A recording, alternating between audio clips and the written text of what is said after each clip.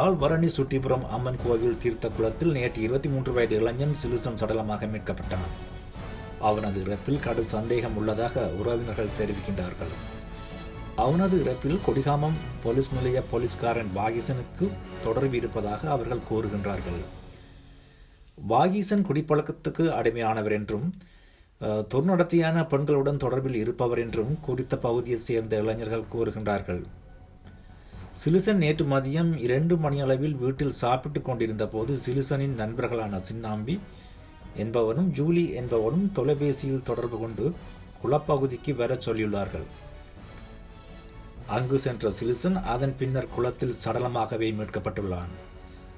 சிலுசன் சடலமாக மீட்கப்பட்ட இடத்திற்கு உறவினர்கள் சென்ற போது அங்கு காணப்பட்ட வாகீசன் ஓடி தப்பியதாக அங்கு சென்றவர்கள் தெரிவித்துள்ளார்கள்.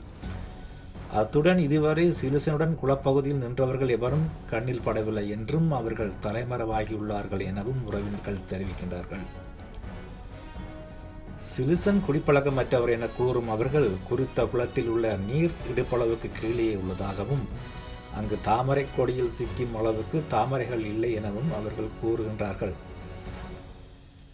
இதேவேளை சிலுசன் இருந்த குளப்பகுதி கரையோரமாக பியர் டின்கள் மது பான போத்தல்கள் காணப்பட்டதாகவும் அப்பகுதியில் சிலுசன் சென்ற போது வாகீசனுடன் சேர்ந்து சிலர் மது அருந்தி கொண்டிருந்ததாகவும் அப்பகுதியைச் சேர்ந்த ஆட்டோக்காரர்கள் தெரிவிக்கின்றனர்.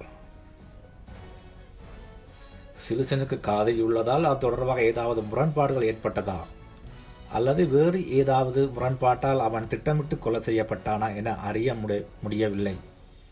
இருப்பினும் சிலுசனின் மரணத்தால் அவனது காதலியின் உயிரை மாய்த்து அப்பகுதியை சேர்ந்தவர்களை மிகவும் அதிர்ச்சிக்கும் கோபத்துக்கும் உள்ளாக்கியுள்ளது.